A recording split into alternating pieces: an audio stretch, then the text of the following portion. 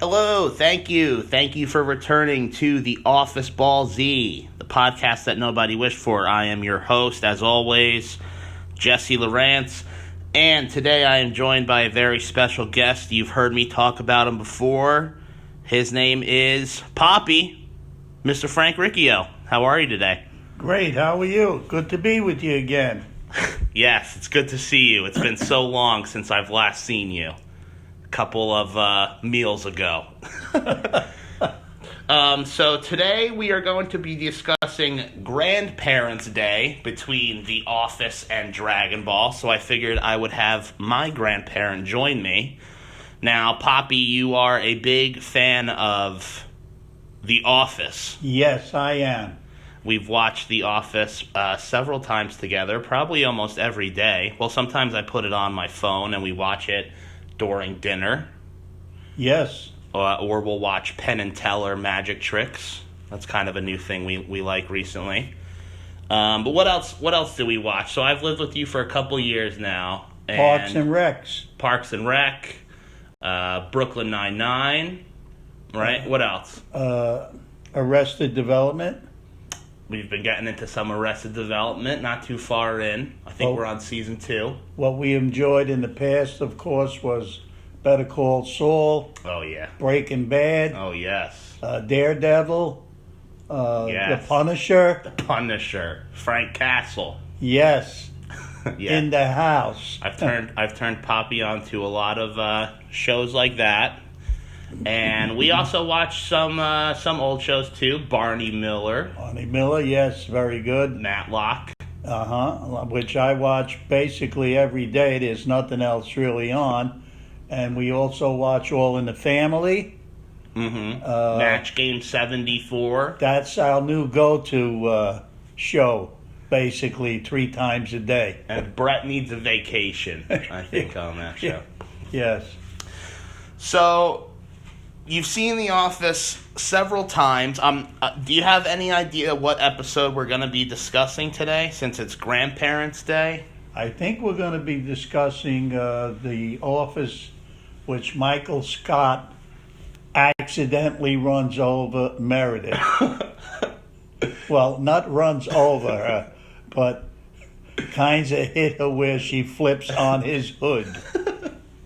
Right. That is definitely one of the best episodes. Yes. I don't know if we'll be talking about that today. I'm sticking in line with the Grandparents theme, so you'll be surprised then to see what episode we watch. Okay. But including that episode, would you say that's one of your favorite ones? When he hits Meredith with the car? Yes, but there's also the one where he accidentally goes in a water pool in a hotel.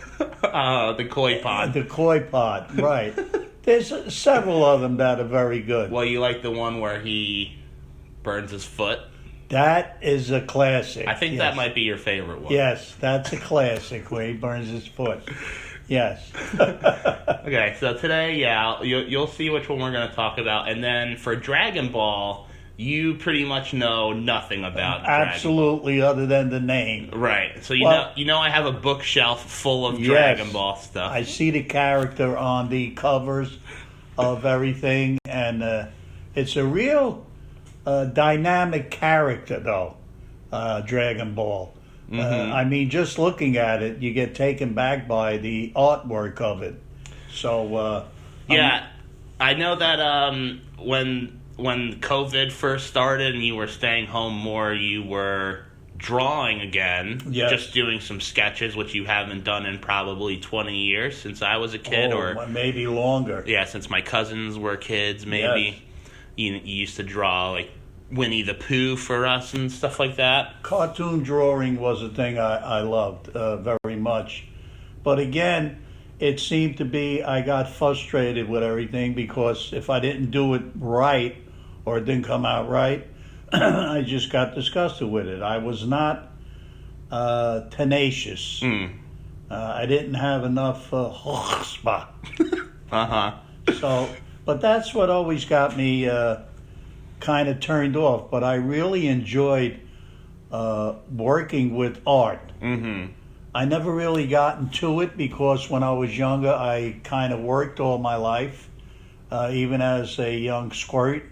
You know, in the neighborhood growing up, we delivered newspapers, shined shoes, washed cars, anything to make a buck, because back then growing up, it was very easy to make a few dollars and enjoy life, so to speak.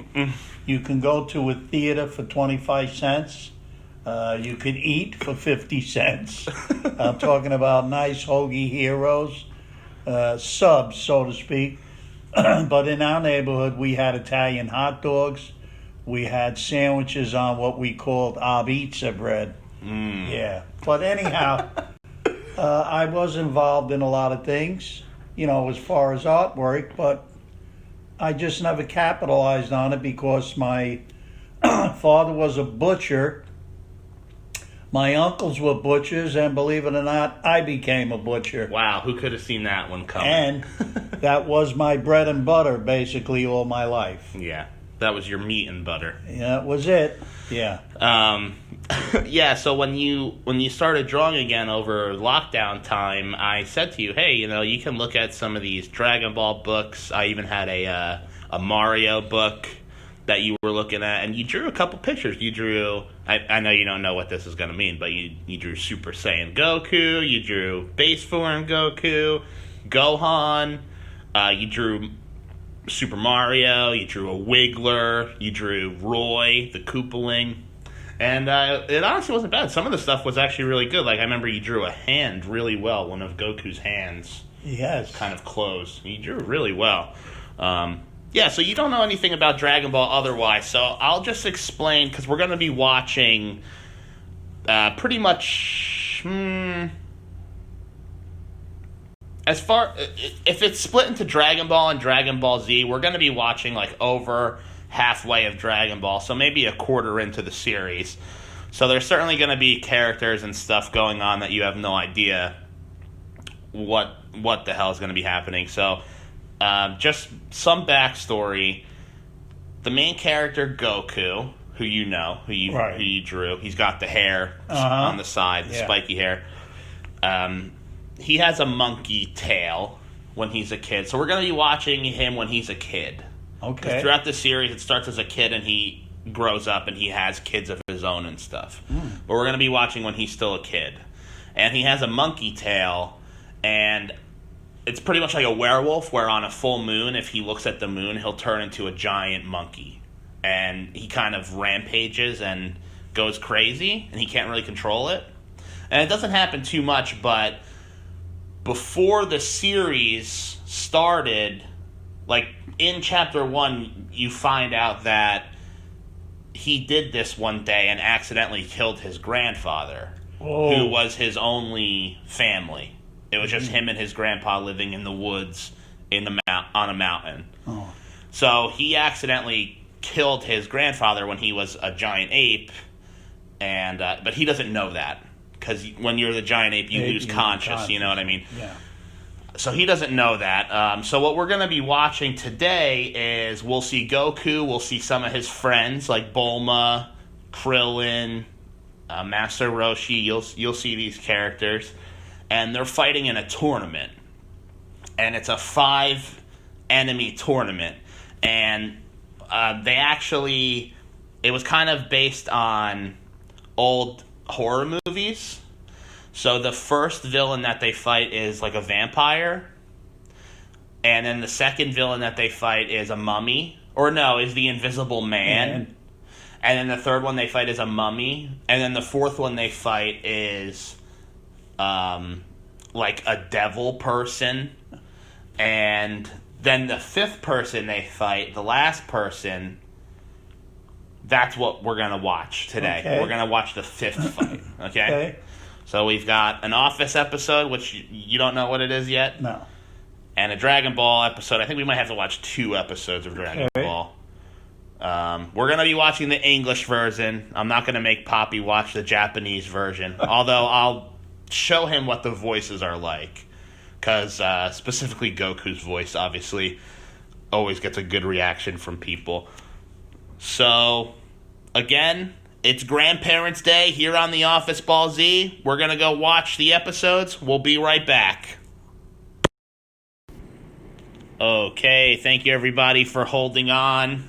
We've watched the episodes. We watched them very quickly. It took about 5 seconds. Pop, what did you think of that? Well, first of all, the episode of The Office, of course, to bring it into the Dragon Ball, was about the grandparents. That's number one. Right, It had the effect of grandparents. Right.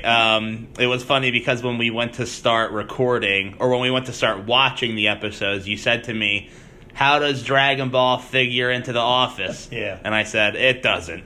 Yeah. Well, it did in a sense, because I don't know too much about Dragon Ball. Matter of fact, I don't know anything about Dragon Ball until today. You kind of gave me the bottom line on how he got to be how he needs to get Dragon Ball. Right, you learned what the Dragon Balls actually are. There's 7 of them. And you make a wish. Right. And in The Office, how Michael needed funds to start a new business. Right. And in life, there is always advice you need and wisdom. And who do you turn to? Either your parents, but most likely your grandparents, because they seem to have lived life a little longer and grew more in some of the roadblocks in life. And they've learned to overcome, whether it be, in the physical sense or in the financial sense. But again, Michael went to his grandparents. Yeah, I would say it is true. I think it is easier to talk to your grandparents most of the time over your normal parents. Yes. Your ungrandparents. Yeah. So let me ask you this. What do you want to... We'll go ahead and we'll break down the story of kind of each series. What do you want to talk about first? The Office or Dragon Ball? Well, we'll talk about The Office first because that's what we watched first. Okay. Yeah, so The Office episode that we watched is Season 5, Episode 22, titled Dream Team. This came out April 9th, 2009. So over 10 years ago already. And this was written by B.J. Novak. Do you know who that is, Poppy? No. B.J. Novak is Ryan Howard. Yeah. The guy who plays Ryan. So he wrote the episode. He's a big-time writer on the show. And you want to know how he got the job on the show? Yes, of course. The creator of The Office, Greg Daniels, well, the English version, because it was made by Ricky Gervais. Right. But the guy who created the American version, Greg Daniels, he saw B.J. Novak do stand-up. And this was the joke that got him hired on The Office. He said, I had a really hard time in college. I practically flunked out. I had a double major. My first one was psychology, and my second one was reverse psychology. So that's a pretty good joke. And that joke got him the job on The Office. So, and then this episode was directed by Paul Feig, who I've talked about on the podcast before. He has written and directed movies like Bridesmaids, The Spy. He worked on Freaks and Geeks with Judd Apatow. Anyway, the cold open of this episode is a funny one. It's Kevin on reception, because Pam is working for Michael now. They have their own company. So Kevin is covering on reception, and he doesn't know how to use transfer, right? So you've got this whole thing of, Oscar, your mom! Yeah. And then he's trying to transfer a call to Andy's desk, and he's passing it all over the office. Everybody's yelling at him. We appreciate your call and your patience. Please hold. And he's putting everybody on hold. And it finally gets to Andy, and everybody starts cheering and celebrating that Kevin was able to get the call over there. But then it cuts to Andy in the talking head, and he says, "My maid died," which is such like a because Andy's such a rich, preppy kid who comes from a rich family and stuff. It's such like a pathetic, my maid died. But today there's two things that go on in the episode, and funnily enough, the B story about soccer that happens with Charles Minor and everything, we're not going to talk about that today because I actually want to use that for a different topic on the podcast. So it's kind of interesting that I'm actually going to be reusing an episode. I didn't realize that that's what episode that was part of. But today we're just going to be focusing on the Michael Scott Paper Company aspect. You've got Pam at Michael's house, and she holds up the letter. It's official, the Michael Scott Paper Company. They have mail now. And Michael opens the door, and he goes, "Oh, look, my hooker is here." Yeah. And of course, this is at his house that Pam goes to. Right. Which he just left this company that he's been the manager for the last 15 years. 15 years he worked there, yep. And Pam worked there also. Right, and now they're working out of his condo. Right. She decided to go with him. Yes. It was very impulsive. And like you said, they're at his condo, and the letter to Michael Scott makes them think that, oh, wow, they're on the verge of getting their business off the ground. But in essence, all it is a letter stating he can't have a business, he can't run a business from his condo. From his condo, right. Right. So then they're making a list, and they put on the list, or I guess we have to find a real office then. Yeah. But it's funny because when she gets there and he says, "Oh, look, is my hooker there?" She says to him, "Are you wearing anything under that robe?" And he says, "Oh, that's inappropriate." It's like, well, what about the hooker line you just said? And then he asks if she likes French toast, and then he asks what shape she wants it in, and she just goes, "Square?" So then we see Michael has a huge bowl of eggs. And a stack of French toast. It looks like there's about 30 eggs at least in that bowl. And he's got like 3 towers of French toast. And they're kind of tug-of-warring with it, and the bowl goes all over him. Obviously, that needed to happen. And I have eggs in my Crocs, And so Michael starts freaking out a little bit about leaving Dunder Mifflin, how it was a big mistake and everything. And Pam's trying to calm him down, so he starts doing crunches. He has that little ab curler machine, and he's going up like 3 inches. And he starts saying how he feels like Benjamin Button in reverse. Now, do you know who Benjamin Button is? No. It was this movie, I think Brad Pitt was in it, and it's about someone who ages in reverse. So he's like an old man who turns into a baby. Yes. So Michael says Benjamin Button in reverse, which is just normal. So Pam says, Which some of the things he said does not make sense at all. Yeah, almost everything he says doesn't make sense.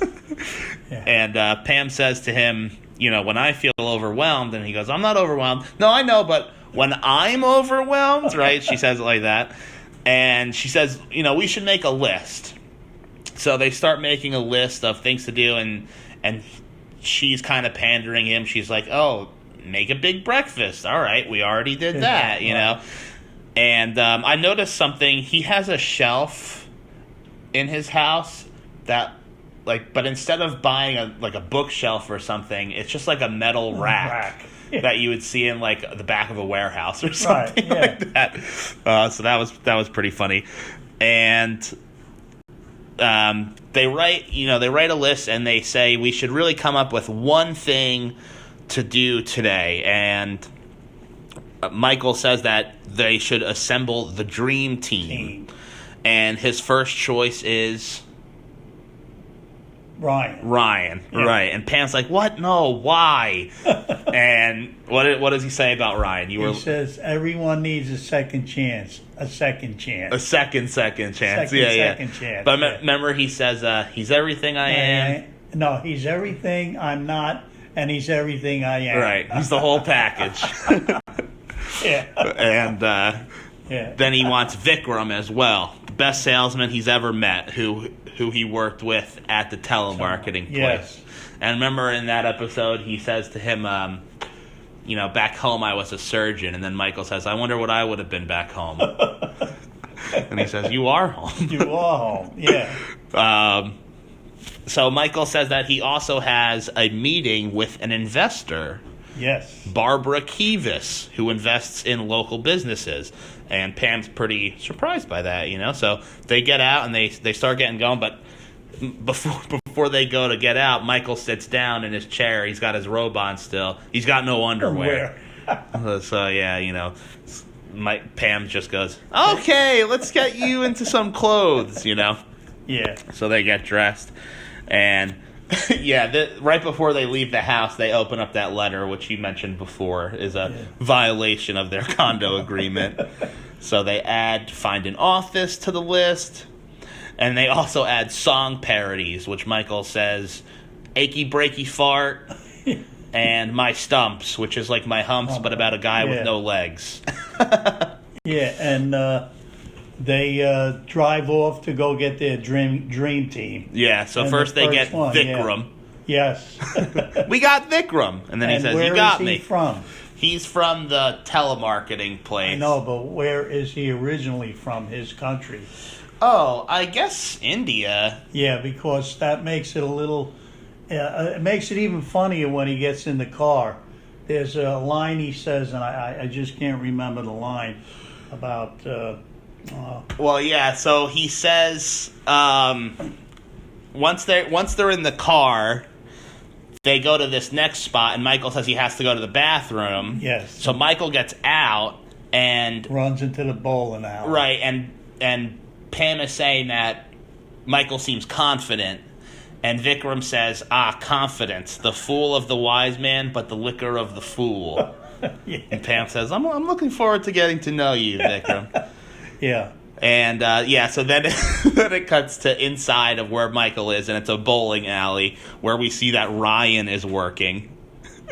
And Michael just says to him, Sir, I'd like a size 9, please. And then there's a pregnant pause, and he goes, It's Michael. Ryan was a former employee also of the paper company. Right. Which worked for Michael. Right. He ended up climbing all the way to vice president. Right. And then he got caught in a lot of fraud. He got caught in a lot of drugs. And now he's went to jail and everything. Shoes in the bowling alley. Yeah. And the car, Vikram says that he's like, is it possible that he's bowling? And Pam's like, honestly, yes, it is possible. So Pam runs in there, and Michael's talking to Ryan, and he's saying, how would you like to work for a company with no records of your past and your fraud and everything? And Pam walks in, and she's like, this wasn't on the list. And he's like, yes, it was. And she's like, no, it's not on the list. He's like, it is on the list. It is on the list. And she's like, when did you add this to the list? That's when he says everyone needs a second chance. Exactly. Right. And Ryan says that he makes $60,000 a year. And Pam says, well, you get paid yearly at the bowling alley. And Ryan says, what do you make, secretary? And then you hear the guy go, back to work, shoe bitch. And then Ryan kind of pops his head over the counter, and he's like, oh, what size are you guys? And Michael's like, I'm a size 9. And he's like, what are those, men's size 10 to Pam, he says. And then he steals a bunch of shoes, and they run off. And Michael's like, he's already paying for himself because he stole them bowling shoes. And, they get back into the car, and Vikram is all business. He's just like, these are prime selling hours. We got to get to work, guys, And then they're in the car, and Ryan comes out with one of my favorite lines. He says, do you guys want to hear about Thailand? And they go, sure. And he goes, it was indescribable. Yeah. And Michael goes, that sounds awesome. Oh. And then they get into the building that they are going to be pitching the investment pitch at. And Vikram's asking a ton of questions, and retirement, more of a retirement home they're in. Yeah. You start seeing there's a bunch of seniors in there, and Vikram's asking a bunch of questions that Michael clearly doesn't know the answer to. So he just says, "Vikram, you ask a lot of questions. I like that about you," And then we see Michael meet with Barbara, who he calls Nana. Right. And they give a hug and kiss and stuff, and we find out it's Michael's grandmother. Yeah. So they're at the retirement home, and Michael's grandma has two of her friends with her. They're all old people. And they got to be at least 70 pienge, I think. A little bit older, too. Yes. And they're investors, so to speak. Even though they're retired and they're in this home, they seem to be investors. Yeah, they like to do this apparently to a bunch of different people, and Michael starts explaining to them the dream team. So he breaks it down. He says, "From our very own Scranton, PA, Pam Beasley, pretty Pam, always reaching for the stars, and one day she just might surprise us and actually grab one." And then he says, "Vikram, from his humble beginning," please stay standing, right? "From his humble beginnings as a prominent surgeon, he risked it all to become the most successful telemarketer in the lipoephedrine industry. And don't call it a comeback. The youngest VP in the history of Dunder Mifflin and recent bowling alley employee, Ryan Howard, is about to make a splash in paper." And the way he emphasizes splash, it's like it's a reference to something, but it's not at all. Right. And Ryan's just standing there eating some pudding. Yeah. He winks at Michael's grandma. Just a splash. And he also has blonde hair now. We should mention that. Yes. He has blonde dyed hair. So Michael starts talking, and it actually sounds like he's competent. Like, he starts saying some good things for the first few sentences, and Pam even gives a look to the camera, like, wow, all right, this is good. But then as soon as Nana just says, "How do you expect to make profit?" he starts going off the rails. He goes, "Well, by wanting it more, by working hard." And she goes, "What's your mission statement?" And he goes, "Well, my mission is stated as follows: I will not be beat. I will never give up. I am on a mission." That's the Michael Scott guarantee. And he starts talking about how they're going to offer same-day delivery for free. And he starts talking about all this stuff. And Nana is just like, "You know what? I don't know about this, Michael. It really seems like you don't know what you're actually doing." And he's like, "Oh, come on, Papa would want you to do this." And he's like, "What is it exactly that you don't like? It doesn't have to be paper. We could sell medicine." Right. And he starts changing, and she's like, "This is exactly the problem, And one of the people there, one of the investors, so to speak, says, "I think we should give him a chance." Yeah, it's not a lot of money, she says. And then he goes, "Well, actually, I need more than I originally asked for." And she says, "I'm sorry, Michael, but no. I love you, but no." So it cuts to them back in the car, and Vikram says, "She raised a lot of good questions." And he says, "What kind of name is Nana?" Pam says, "It means grandma." And he just goes, "Sweet Jesus." And he goes, "Can you just drop me back off at the telemarketing place?" And it cuts to Vikram outside of the car, and he's trying to tell Michael things. If you worked hard and this and that, and Michael just slams the door. Yeah. Goodbye. Says, "No, I had enough of you." So they get back to Michael's condo, and Ryan is like, "You have the channel TNT," and he just runs inside. Michael says, "I have cable and satellite as a backup." Now, we have satellite. Yeah. And I'll tell you, it's certainly no backup. So Pam doesn't want to get out of the car. Right. She looks very pissed. And she starts having a breakdown. She starts kind of freaking out on Michael and on the whole situation. She's saying, "I was impulsive. I should have got a tiny tattoo. Who does this? Your mom Or your own grandma doesn't even believe in you. This and that. Because she quit the job. Right. They both walked out together, and actually in that episode when they walk out, you see that they're smiling, and then as they take a couple steps, their face kind of falls a little bit. You know. Yeah. So Seemed to have been the wrong move. Michael says to her, my mom says that average people are the most special people, and that's why God made so many of them. And, Pam starts saying that no one in the office believes in him and no one else followed him except for her.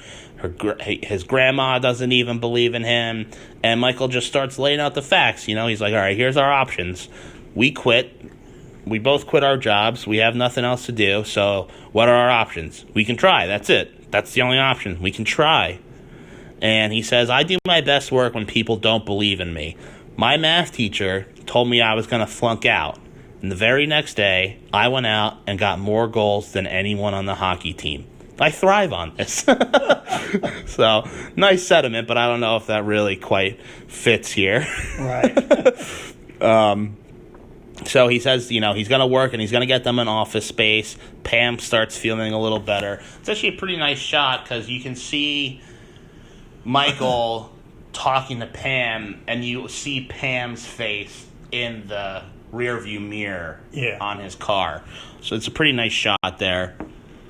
And then we see Michael on the phone. He's talking to someone named Billy, which we know is Billy Merchant, the guy in the wheelchair who is the owner of the he's the building. Yeah, he's the owner, or he's the the manager. Yeah. He runs the building. Right.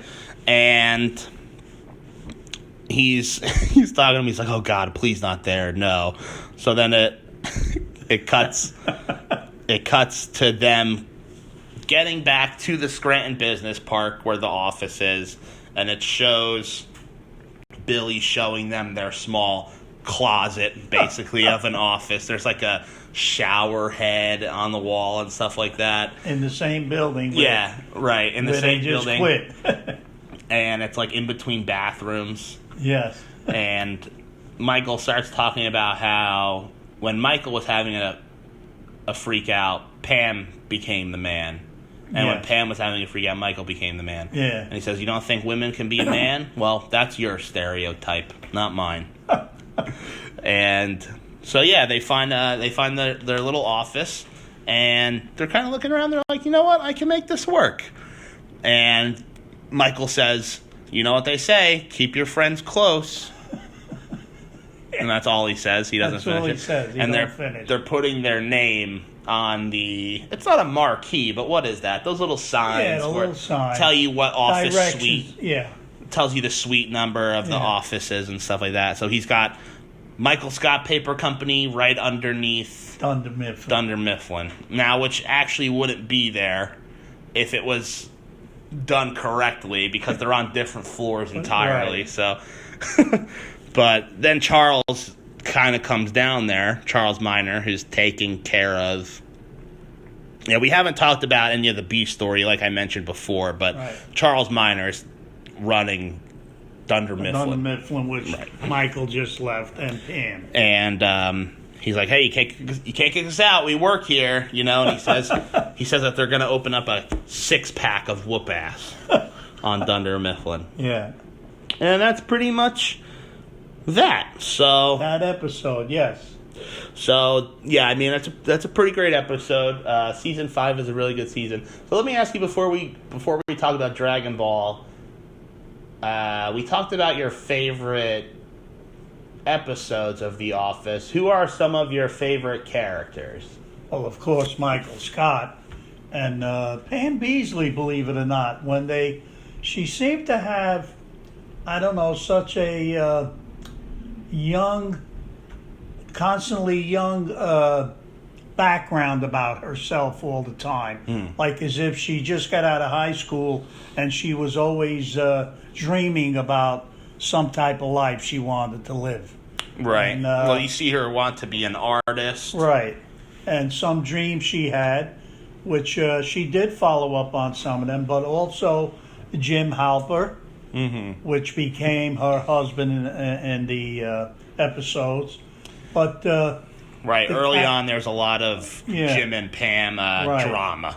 And but the office itself, basically everyone had their own distinctive character.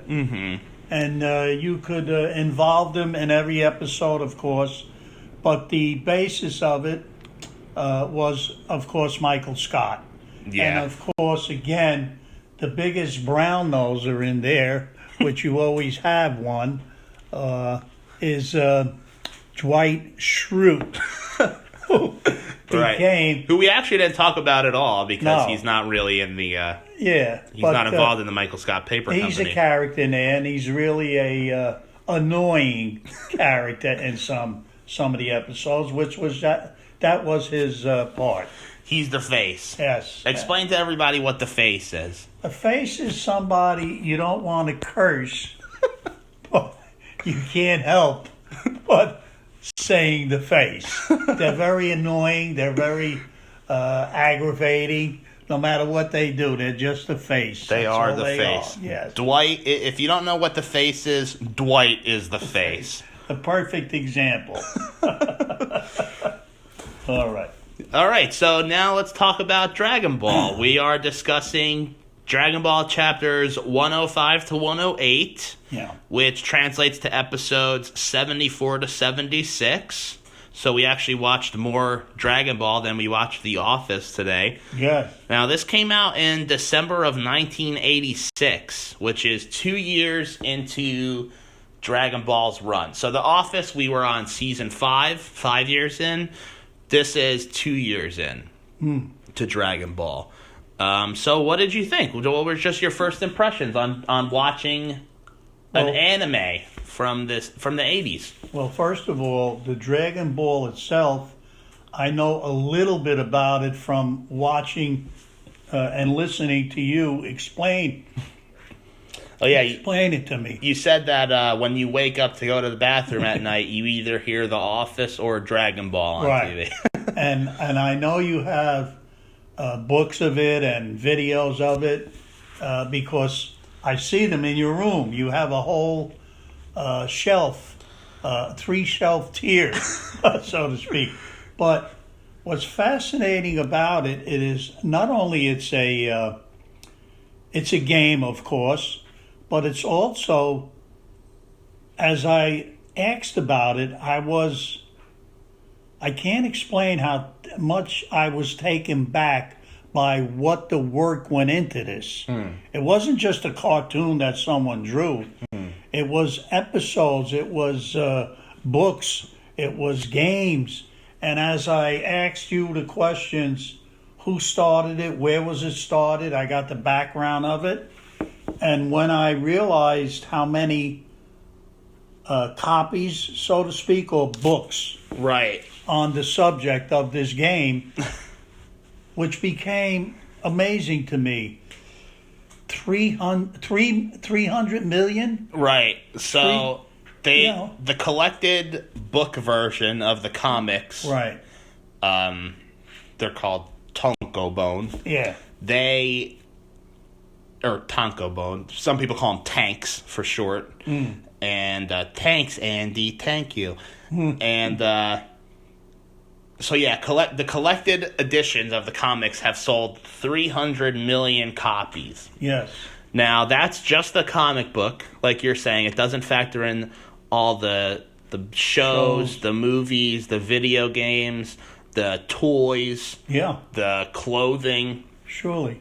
I read online today, I may have read this wrong, but, excuse me, I think that Dragon Ball as a franchise this year made $350 million. Yes, which I wouldn't doubt because from what I see just in your room and what you told me, even if they made $2 on each book. This is just the books I'm referring to. Right. Some of it I can't comprehend that much, but I do know about businesses because I've worked for a lot of wealthy people, so to speak, like supermarkets, things like that. And you can just comprehend how much money the owner or the one behind it was able to make from it.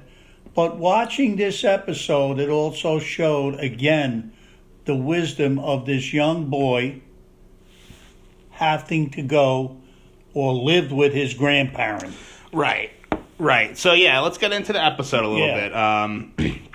This was a nice little surprise. You didn't know exactly what was going on, but then you did guess it. Yeah, I guessed it. You did guess what was happening. And, I mean, we knew that the theme in general was grandparents. Right. But, so let me ask you this. What did you think about the theme song? Now, you're obviously very familiar with the Office theme song, right? We all know that. Yeah. And I know you like the Brooklyn Nine-Nine theme song as surely. well.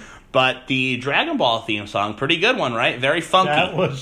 That was an excellent song, really. Boom, boom, boom, da-doom. Yeah. Boom, boom, ba-doom. Yeah, it's very... And what I stopped to think about is the character, how they have to apply this music to the character. Yeah. And it's amazing. I'm just amazed at people that create.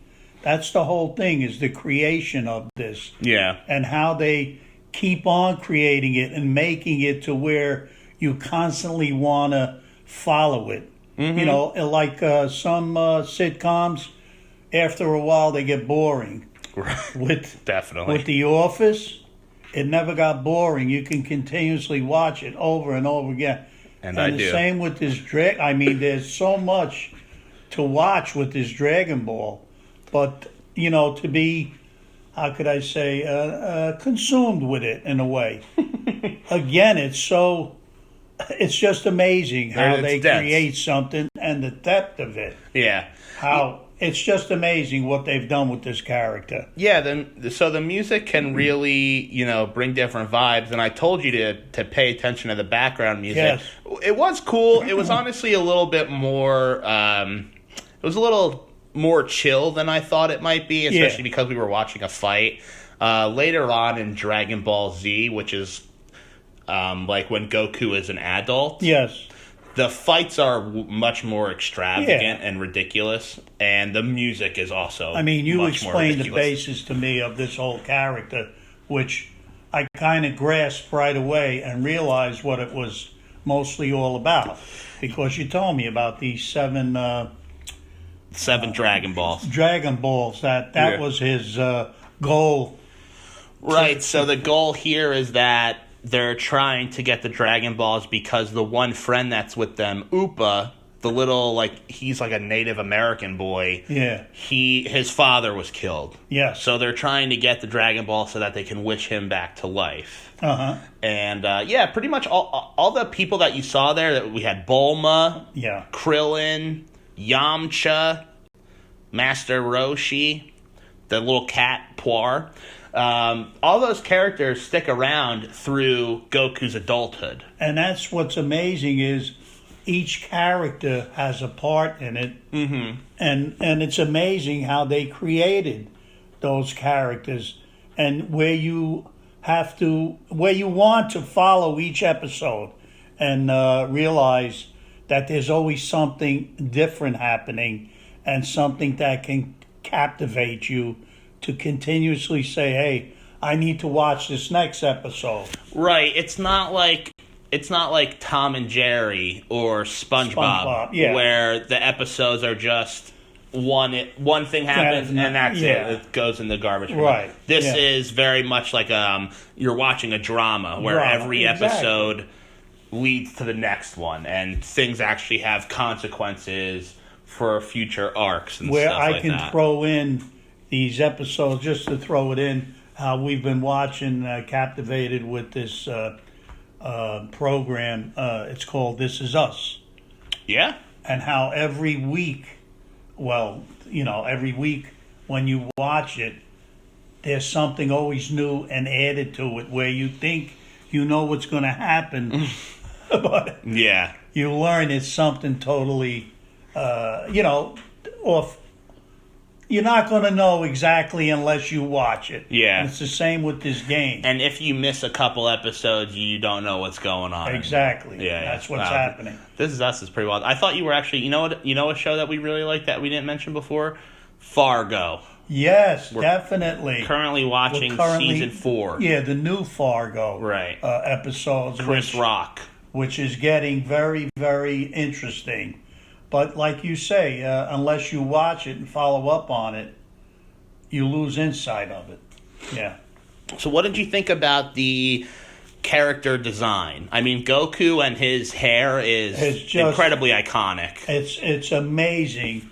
With all the technology that's out there today and what they've used, don't forget how long ago this was 86. 86. I mean, yeah, there was technology back then. But the technology is just amazing what they used to create this. Yeah. And how they just kept, keeping it fresh, so to speak.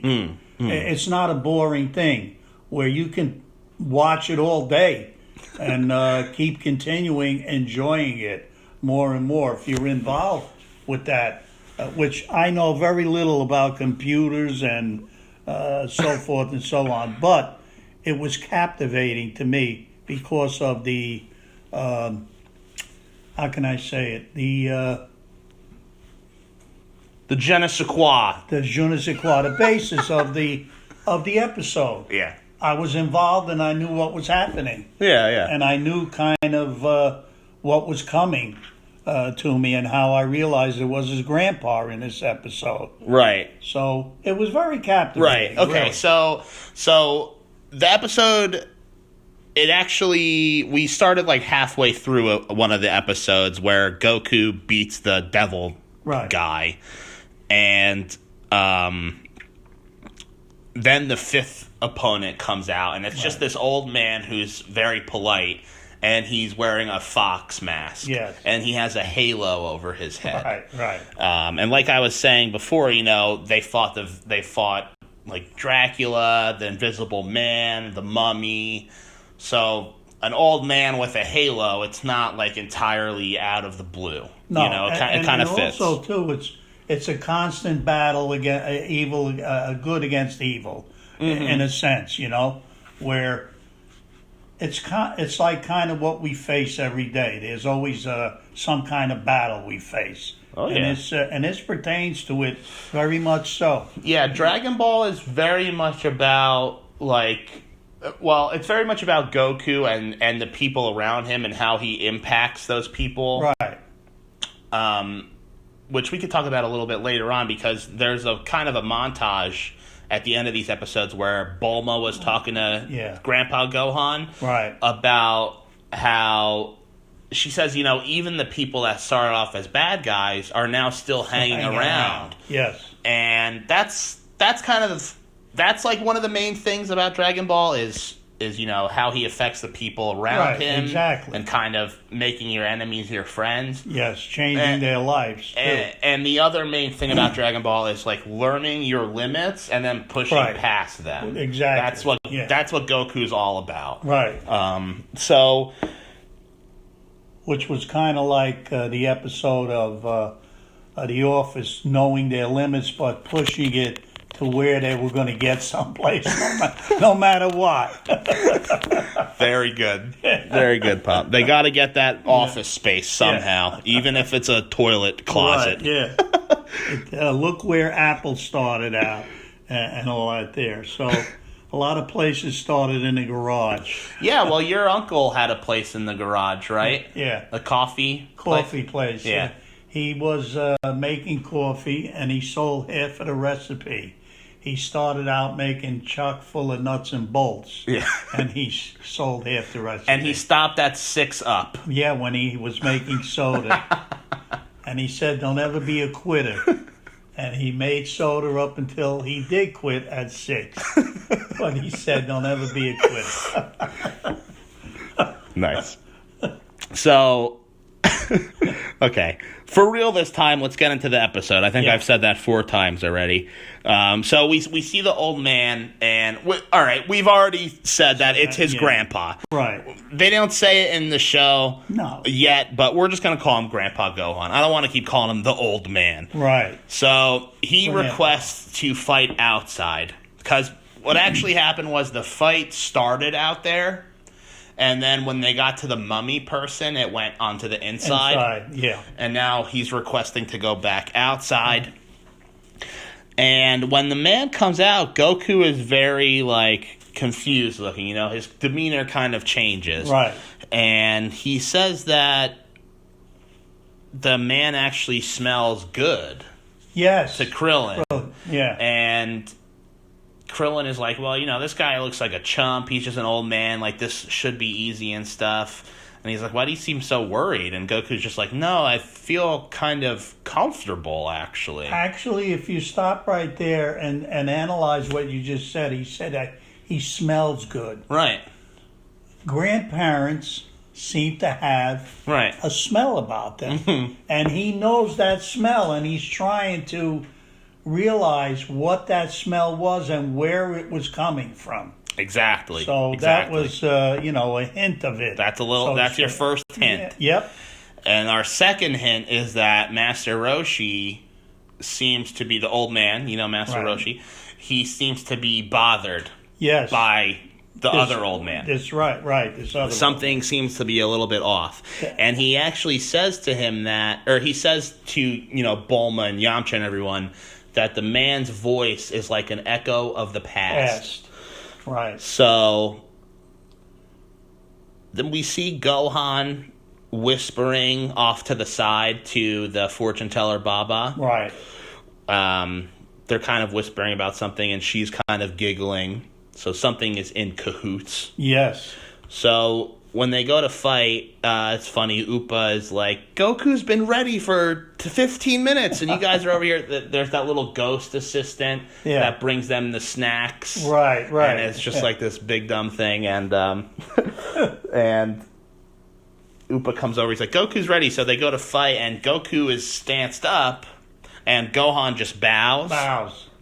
And Goku's all like, oh, this is kind of weird. So he bows back. It's very respectful man. I think Krillin says it's something like Gohan is acting like he's Goku's friend. Yes. And there's a long standoff before the fight happens. And then when the fight starts, it goes for a while, and then it goes back to the long kind of kung fu movie standoff. Right, yeah. That's very much a staple of Dragon Ball. And one thing to note, too, is that when you translate the comic book to the television, if you draw out the comic book beat for beat and put it into the TV show, it'll probably only cover 5 minutes. Right. So there's a lot of times where they have to stretch things out for the TV show. Yeah. Or else they're going to turn 10 chapters into one episode, and then it gets all unbalanced because the show is based on the comic, so the comic has to stay ahead. Yes. So in Dragon Ball, you get these long standoff moments, and a lot of the times they're really cool. So here we have these iconic standoffs between Goku and this old man. Like I said before, I was hoping the music would be a little bit more upbeat. It was kind of a little more chill than I was expecting. Even though we were watching the English dub, it's still the original Japanese music. Right. Yeah. And I actually picked up on a couple of really really silly jokes that they added into the English version. I'll point them out when we get to them. One really cool thing is that Roshi recognizes Gohan's stance. Yeah. He's saying how this stance looks familiar, and then we find out that we already know, you don't know this, Poppy, but we already know earlier in the series that Gohan was Master Roshi's disciple. Mm-hmm. So that's why Roshi is kind of recognizing his stance, recognizing his voice, things like that. One of the cool fight scenes was Goku's on the ground and he's like kicking away at Gohan's ankle, and Gohan falls over and Goku rolls underneath him and pops back up. Just a little cool choreography I saw. Oh, yeah. A lot of the cool choreography in the fights comes from the comic book. The guy who draws the comic book, Akira Toriyama, he is really good at choreographing a fight. Right. Like, even though it's a comic book, there's a lot of motion in his artwork and a lot of flow. So it's cool to see those things translate onto the screen. I actually read the chapters of the manga last night, so I do have both versions in my head. Let's see. Looks like the match is up in the air. It says that in my notes, but I know that's not what the sentence is supposed to say. But what happens is he kicks Goku. That was kind of the joke that was said. Oh, yes. Okay. Yes, exactly. Like I just said with the English jokes. Yeah. So Gohan like kicks Goku up in the air, and then Master Roshi says, "Looks like this match is up in the air." Yeah. Okay. So then we see Gohan go flying up, and he flips over and kicks Goku down, which is a really cool bit of animation. Again, comes straight out of the comic book, and everyone's kind of like, "Whoa!" Like, this guy, because he actually smashes Goku like into the ground. And then Goku comes flying back up out of the ground. And very cool, very high energy fight starting. There's a lot of cool flip recoveries where like Goku will blast Gohan and then he'll just flip around and kick off of the wall, and he comes back into it. There's a lot of cool recoveries like that. And actually, there's the one time where Gohan recovers. He's coming in with a kick, and instead of dodging, Goku just tenses up. Yes. Remember, and he braces for impact. And Gohan just hits him right on. Yes. And he just champs it. He just takes the hit. Complete no sell is what they would call it in wrestling. And it's funny because I noticed that they draw little sweat marks on the mask. Yeah. So after that, we see the old man starts charging up a Kamehameha, which I was explaining to you is pretty much Goku's signature move that he learned from Roshi. And it's a very iconic move in the world of anime. Like, when me and my friends were kids, we used to do that all the time at school. We'd scream and throw our hands forward and stuff like that. So everybody is really thrown off guard by this Kamehameha. And the animation is really good. It's pretty dramatic. Like the wave is huge, right? Yes. And we see it from the sky. It goes all the way across the land. So again, it's cool. They used every inch of animation in this. Yeah, it's a little dramatic. Yes. And it actually hits Goku head on, but then we see that Goku actually used the after image technique. Right. And he's not actually there. He's actually up in the sky. So Goku's like, "Hey, here I come. I'm going to do mine now." Right. And he does his own Kamehameha. Right. And that one's actually really awesome. It's not as drawn out as Gohan's is. It's just very fast. It goes right down to the ground, and it knocks Gohan over. And then when Goku lands on the ground, he just pops right off and knees right onto Gohan, right? Right. Gohan, and everyone's like, "Oh my God, like the fight has to be over now," Yeah. And Goku says that, he can't lose, even though he doesn't want to really beat up on this old man. Like, he's not going to lose, so this is the end. And right when he says that, Gohan grabs Goku's tail. He has a tail. Yeah. And that seems to be his strength.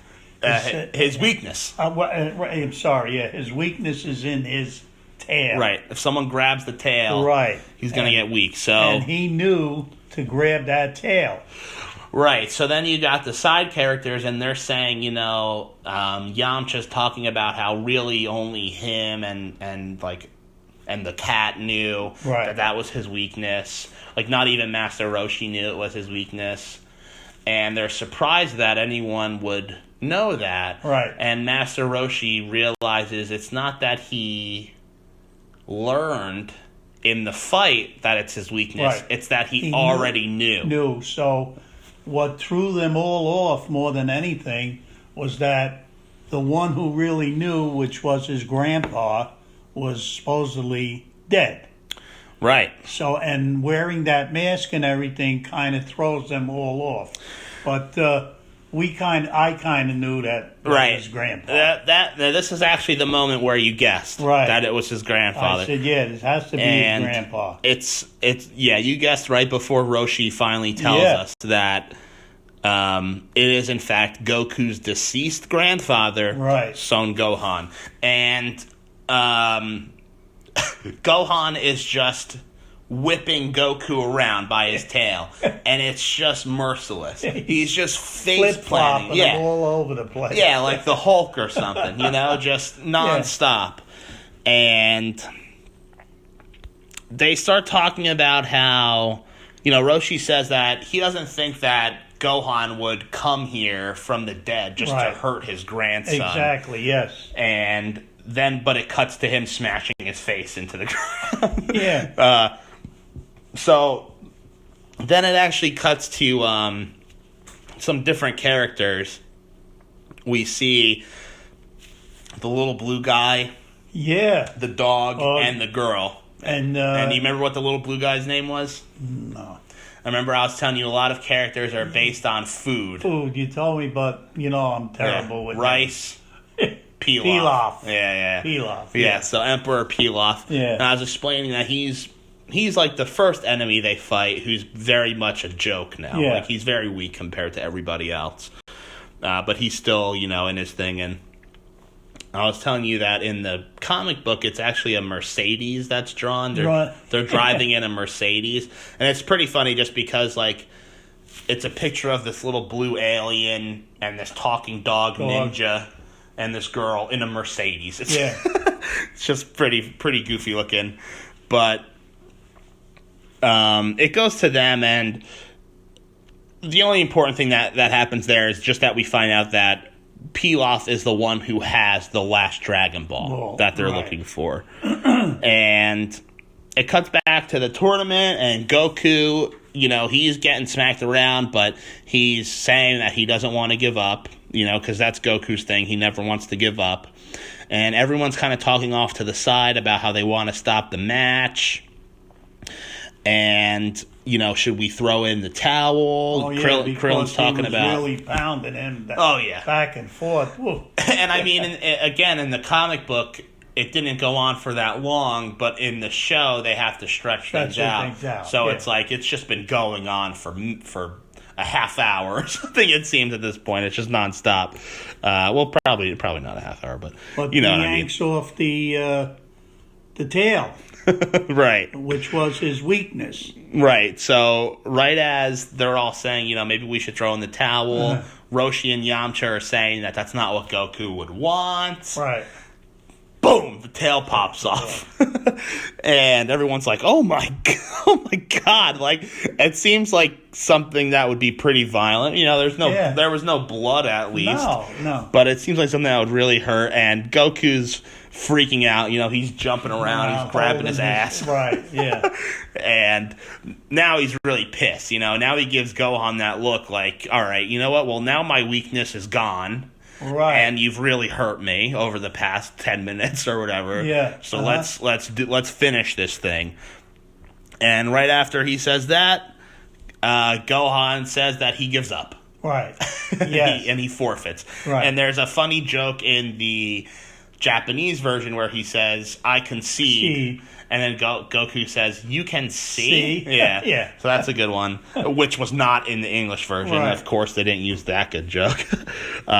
But yeah, so Gohan, he still has his mask on, and he says, you know, oh, Goku, you've become so strong, but you haven't trained your tail. You know, I told you that you gotta work on your tail because this is your weakness. And Goku is like, wait, how do you know my name? Like, how do you know about me? Wait a minute. It's all starting to rush to him.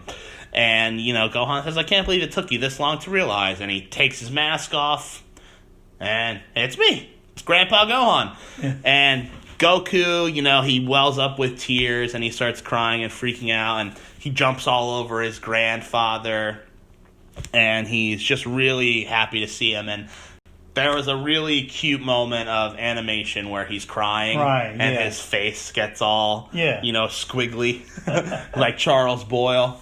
Right. Yes. And so that was a really cute moment there. And it's just really heartwarming. Like, Goku he's only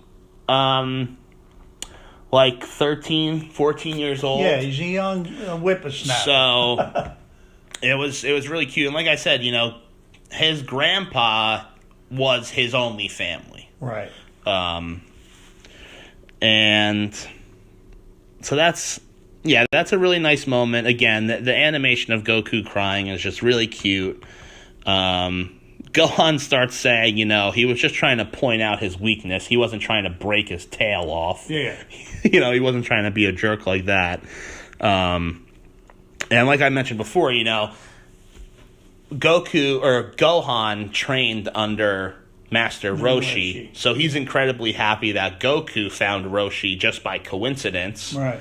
And that Roshi trained Goku as well. And then we get some dialogue between Master Roshi and Gohan about, you know, it's good to see you. You know, I'm glad you're taking care of Goku and everything like that. And he asks him, does he ever turn into a giant ape and destroy everything? Because, you know, as I explained to you before, he killed him that way. Right. But even still, like, after this, Goku doesn't know that. Right. Goku, but I will tell you, when he's an adult, he does learn that he killed his grandfather. Now, not to get to the end, but the thing that I was a little taken back by, the tail seemed to have just been pulled out. Does that have an effect on him? And, well, does it grow back? All right, good answer. Good question. So, earlier in the series, when he turned into the giant ape, they cut his tail off. Oh. So, you know how I told you that flying cat can transform? Yeah. He turns into a giant pair of scissors. Oh, okay. And cuts the tail off. Yeah. So his tail is gone. Right. Like Goku, he immediately shrinks back into the kid, and his tail is gone. And he's actually all like, he falls over. He's like, oh, my balance is all off. Right. Then about not even a year later, his tail grows back. And it's been back ever since. They just ripped it off here. It does grow back one more time. Yeah. But when he's an adult, certain things happen and they just remove his tail and it never comes back. But his son that he has a tail. Yeah. And his son that he has, he names Gohan. So you kind of like getting ahead of the... Well, yeah, now I'm rambling. Yeah. No. You're getting ahead because that's my next question is, we have to see the next couple of episodes to see exactly what transpired. Yeah. Because his quest is to get that 7th Dragon Ball. Oh man, it sounds like I got Poppy into Dragon Ball, guys. He wants to watch the next episodes. Yeah, but when he has a kid, he names him Gohan after his grandfather. So that's pretty nice. And actually, I'll tell you, we actually never see his grandfather again.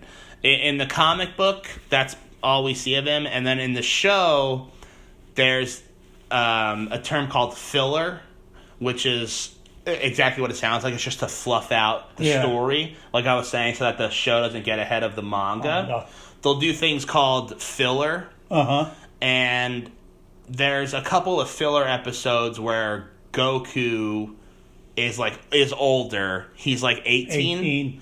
And he meets Gohan again in the underworld. Remember what I said? His voice sounds like Lena Rose.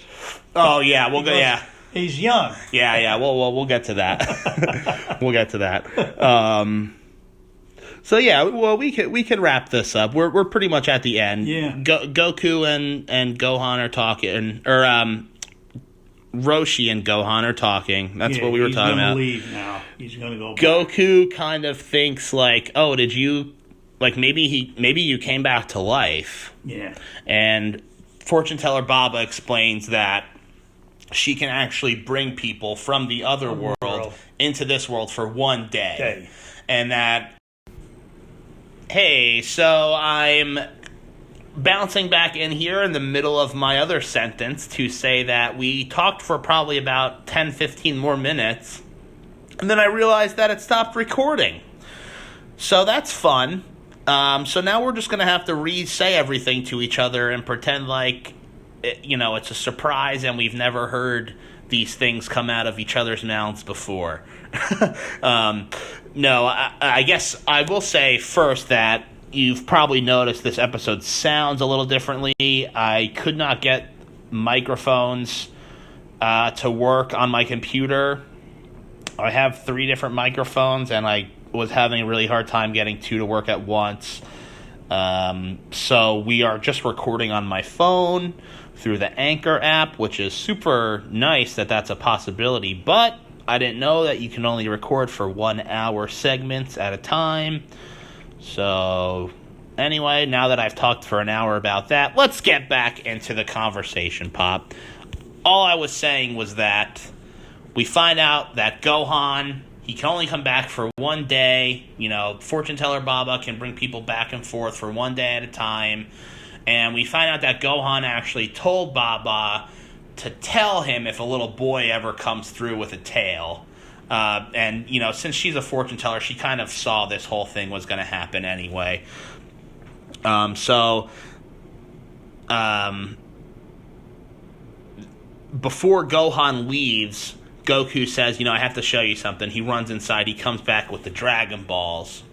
And he shows him the 4-star Dragon Ball because he actually, before Gohan died, he gave him the 4-star ball as like a memento, and Goku actually thought that his grandfather was inside of the ball, after he died. And then when he met Bulma, she explained to him, what the Dragon Balls actually are. And in fact, here we actually get Bulma explaining what the Dragon Balls are to Gohan, and there's a montage of everything that's happened in Dragon Ball up to this point. There's a really fun song that's all like a Dragon Ball, I'll get it. Right? It's a fun song. And it's a pretty nice montage. And it cuts back. Upa is saying to Krillin that, if Goku's grandfather is dead, that they should wish for him to come back to life. But Krillin, kind of assures him that that's not what Goku's all about. And Gohan actually says that he enjoys the afterlife more because of the ladies. And, they say he must get that from Roshi because Roshi's kind of a big pervert and stuff. And Gohan, says it's time to leave. He says, I'll see you all when you're dead. And everyone's like, oh, thanks. And, Goku just says that he's really happy that he got to see them. Or that he got to see, Gohan again. And Gohan says, I'll see you when you're older, when you're dead. And it's just a really nice moment. And then Gohan disappears. The episode wraps up with Baba telling them where the Dragon Ball is. And, yeah, really great moment.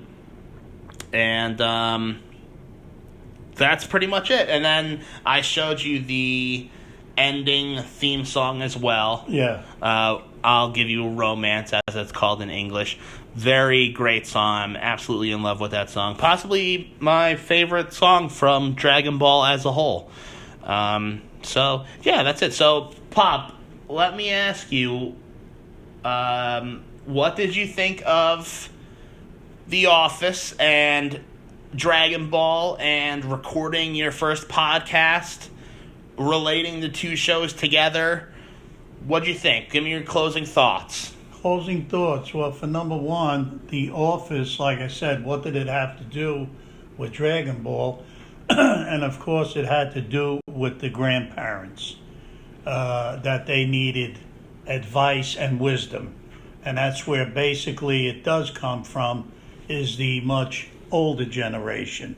Yes, you can speak to your parents, but again, the older generation lived life a little longer, and the bump in the roads, to all situations, basically.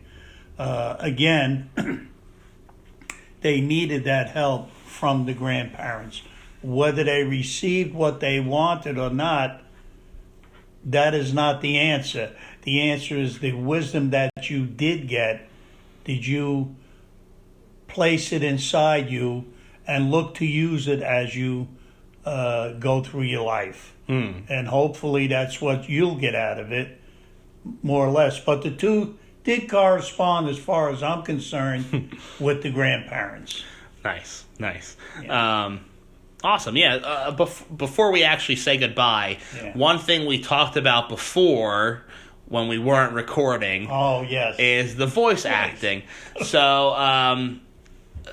how did you like the English voice acting? I was saying that those are voices that are very nostalgic to me because I grew up hearing those. Yeah. I really like Kid Goku's voice and Master Roshi's voice and Bulma's voice. Well, him as a young boy, the voice that stood out to me was high-pitched, of course, and it sounded like a young child, which I mentioned, Lena Rose. My great-grandchild. Right, That's what made me think of it. Right, my brother's daughter. Right. So my niece. Josh's daughter, Lena Rose.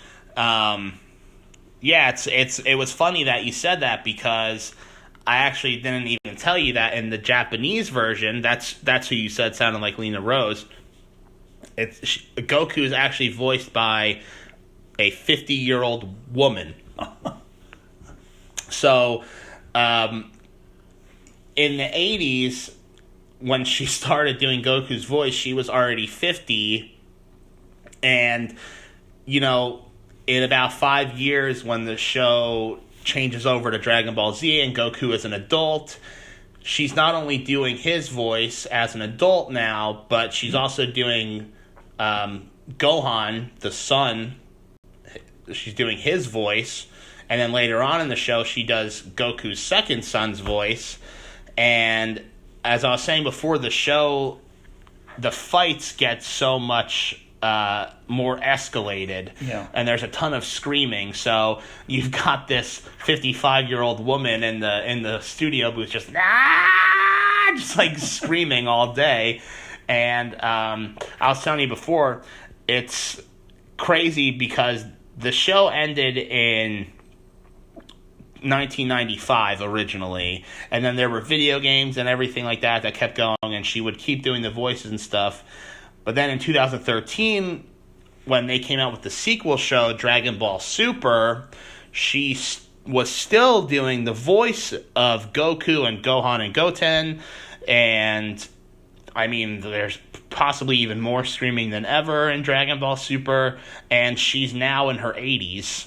And she's just still doing it. I mean, that's about she's about 10 years older than you. Yeah. Could you imagine having to scream all the time? That's amazing. But each character's voice that was used in it, just like Lion King or any other animated film that they do, the voices that they use is exactly the character that they're, that's playing.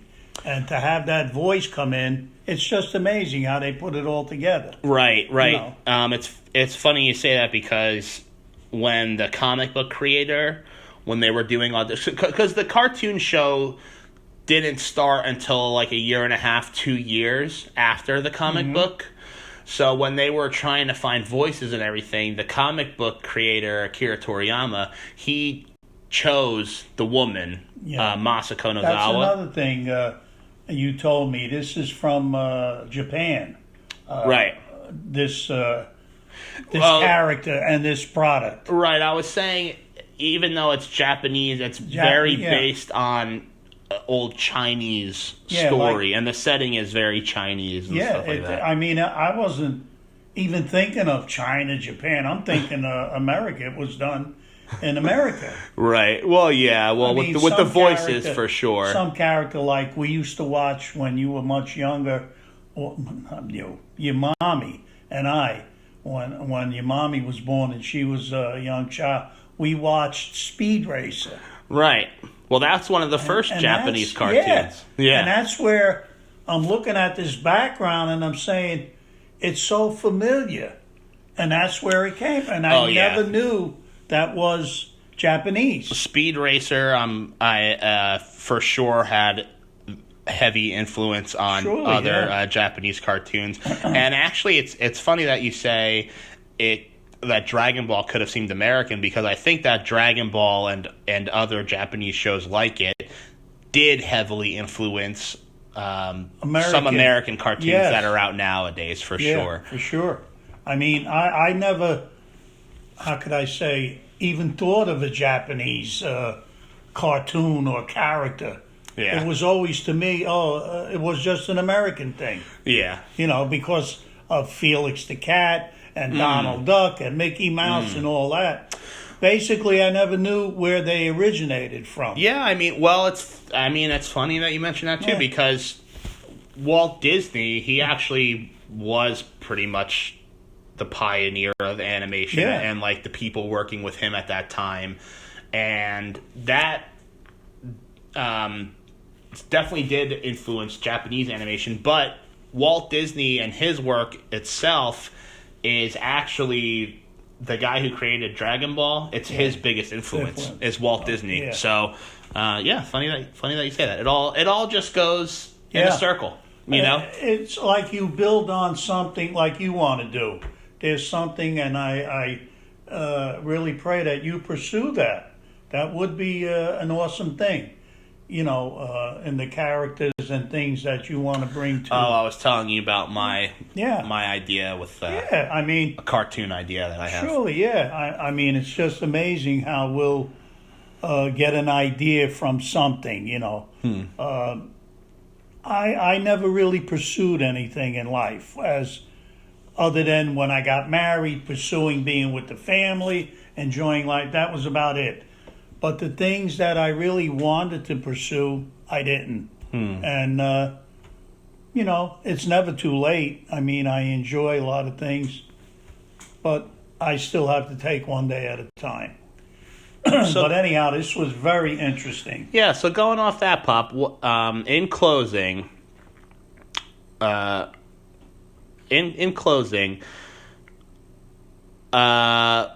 matter who it's for, whether you're young or old, whether, as Dwight would say, if you're black or white or one of those halvesies, or as Michael would say, I don't care if you are gay or straight or a lesbian or overweight. Or Christian, atheist, no matter who they are, if anyone's listening to this, what would be the one thing that you think everyone should know? Is that you can succeed in any area of your life if you put enough of your heart and soul into it. And don't ever doubt that you can't do it. Don't ever doubt you can't do it. There's always something you want to fall back on in life, and there's always something you want to pursue in life, especially while you're young. With today's world that we live in, with all the things that are available to you, especially with all the electronics we have and all the technology, it's just amazing. You can spend hours, or you can spend a day just pursuing what you wanna, and write it down and visualize it and say, that's my goal. And even if you fail in it, you could always say, hey, I did it. Yeah, did my best. I did my best, and that's all you have to do. But getting people behind you is another thing too. Getting people that know what you want. Forget about talking to people that don't understand. If they don't, just go right to the next person. But you'll always need wisdom. But the most important thing is your dream. Don't ever let it go. That's the most important thing. That's Do it. not let go. I think that's awesome. And I mean, what you said about having people around you, I know that's my friend down in Nashville, Olin. That's his big thing, is just surrounding himself with positive people who believe in him, not in a fake way either, but just people who actually love him and get all the shit out, all the shit people, get them out of your life, I'm thinking about, and I can't remember where I heard it from, because I've been around a lot of business people all my life. I worked for different people and all, but a lot of business people, I ask questions, like, how can you... Like Vikram. Like Vikram. Yeah. Asking Michael all those questions. Yeah. How can you run, like, for instance, Walmart, for instance, ShopRite, a person that owns a chain of supermarkets? How do they obtain and run that? They're not doing it all by themselves. They have supervisors, managers, lawyers, so forth and so on. They have meetings where they sit down, and what they don't understand, they hire people to give them knowledge about it. And they just capitalize on it and just keep going and go. Like Walmart. Oh my goodness, look at the vision he had. And it didn't come overnight. Right. Look at Wawa. I mean, you look at these fast food stores, so to speak. He started out, I think, with just a couple of little coffee shops, whatever. Right, convenience stores is what And he just kept capitalizing on them. Now, I find out later that they are a franchise, I think. Right, but even to get to that point. But even to get to that, it's amazing, the locations. They know where to open. They know how to run them. And they're constantly always adding new ideas. Mm-hmm. So... I mean, Wawa is the best. Shout out to Wawa. Yeah. I think I want to get the goose tattooed on me somewhere. Maybe right on my heart. That's where he came up with the idea of the name of the place. He was loading up his store, stocking the shelves, and as the geese or goose passed by, womp, womp. Right. That's exactly how he came up with the name. Because it's underneath the goose. Right. Wawa. Right. Although, what's interesting? I feel like that's not even, like, part of their image anymore, the goose. And maybe it's on their coffee cups still, but no, because... It's not on the sign, because the signs now are just red and white letters. You relate to that as a convenient, but they have a lot of items in there that you will go for before you run to a supermarket. Yeah, I mean, it's funny, like I lived in Nashville. I mean, there's really not Wawa as many places across the states. So when I lived in Nashville, trying to explain to Wawa, or trying to explain to someone what Wawa is, it's like, well, it's a gas station, but they have good sandwiches. It's like, that doesn't even sound good, you know what I mean? But it's like, then you go to a Wawa, and you know what it's all about. Next episode, Wawa Ball Z. It's happening. But to look at it, he started out with basically wanting to sell a lot of coffee to draw people in for coffee where you didn't have to wait online. You go in, you pour your coffee, you get your cigarettes, your paper, boom, you're out the door. That was his vision and his goal. And clean and friendly. Definitely clean. Definitely. It's a far cry from Exxon. But again, you could see all the things he's added month after month after month. Yeah. Every year there's something different in that store. What he did as far as doing the big screens on the wall that show you all they have for eating. Mm-hmm. Yeah, there's a lot of food. Well, now they have. Yeah, we're really getting off about Wawa, but now they have a ton of food. They have roasted chicken and mashed potatoes and vegetables and stuff like that. Like prepared dinners that you can pick up and stuff. But to get back to the Dragon Ball, which we got off on something else, that's what happens most of the time. But to get back to Dragon Ball, I'm very well taken back by what has been accomplished in this series. And how it keeps you captivated. You know? Yeah, I mean, it sounds like we're going to watch the whole series now. I think there's about 600 episodes that we can watch. Yeah. But one thing I wanted to say, too, as far as I asked you for, like, some advice that everybody should know. The thing for me that you say that, I don't know if you came up with this, and it's really a joke, is wherever you go, there you are. And the thing about that is it is a joke, but if you actually just think about it for a second, it's really true, because you can never outrun yourself. You know, when I moved to Nashville, I was still me. I still had the problems that I had in New Jersey, you know. You took them with you to Nashville. And, like, you can never outrun yourself. Wherever you go, there you are. So don't try to run away from yourself. Just figure it out. Yeah. Learn from things. Take it head on. Goku style. Yeah. You know? You know, like, when I got married, of course, that was my responsibility. Take care of my wife, and then I had children.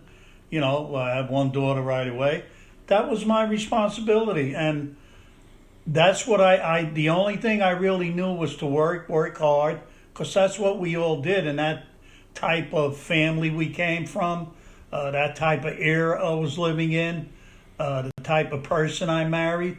I just didn't have no vision of investing or, how could I say, bettering myself. I just worked. I worked hard. I made a fairly decent pay when I was at a certain age in my life, but yet I always kept myself working the trade I had. I was a butcher, a meat cutter, and that's what kept me going all the time, you know, even up until when we had a business. That was a vision of mine, me and my wife, and we had it, and there was its ups and downs. And in some areas we were able to overcome them. Some areas we weren't able to. So, but we fought hard, and we kept going and going, and until it was too late, you know, to realize you gotta stop. Well, yeah, and that's a bit of a longer story. Yeah, you know, it's not. Yeah, a lot of things happened as far as the business goes, but anyhow, to relate to the things in life, it's like this guy with the Dragon Ball, how he's fighting, and he's not letting anything stop him. That's right. Even if you're flipping me around by my tail, even I'm though not going to throw in the towel. No, that's it. No, and we can get some learning messages from things like that. Different stories that you watch. There's always something that is going to inspire you. There really is, and I think that there's a lot to learn in The Office too, which is why I watch it so much. You know, even if it's just learning from Michael Scott and seeing, seeing himself in you and going, well, maybe I don't want to be like Michael Scott. You know what I mean? So you make adjustments there, but. Yeah, it's great. Hey, this was a lot of fun. Yes. I hope you had fun doing this. I did. I enjoyed it. I don't know if we'll do one again. There's there is one other thing in The Office involving grandparents. Mima, Jim and Pam, Pam's grandma, Mima, which is what I called your wife, my grandma, Mima, So maybe if I can figure out how to tie that into Dragon Ball again, we will do another episode. Not to put you on the spot, is there a good joke you want to leave everybody with? Well, the good joke, there's so many I have, and yet when I want to say it, I can't think of it. But as you ramble through the road of life, whatever be your goal, keep your eye on a donut and not the hole. That should be a Dunkin' Donuts mascot. Yes. Yes. Maybe somebody will take that from me. I think that there's a way to get a lot of your little jokes tattooed onto my body somehow. Another good one is about the rain. If it keeps up, it won't come down. But also, too, when you laugh, the world laughs with you. But when you probe alone. That's a good one. And, of course, the best investment if you ever want to make, and you'll always get a return, is boomerangs. Very good. All right, Pop. Say goodbye to everybody listening. Goodbye, everybody. Thank you for listening. And I know this tape is going to go very, very far because my grandson has got a lot that he's going to accomplish. Oh, it's going to go viral. Oh, yeah, and there's going to be a lot he's going to accomplish because somebody's going to reach out to him, too, that has the same goal that he has, and maybe he'll hook up with somebody. What do you say about videos that go viral, Pop? I had to go to the hospital when I went viral. All right. Thank you. Goodbye.